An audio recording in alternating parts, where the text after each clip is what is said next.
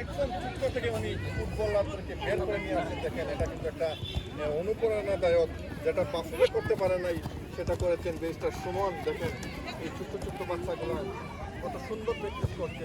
মানে ওনার কথা হচ্ছে যে এইভাবে বিভিন্ন ফুটবল নিয়ে এসে তাদের সাপ্লাই দেবেন, যারা আগামী দিনে বাংলাদেশ জাতীয় দলে খেলবে।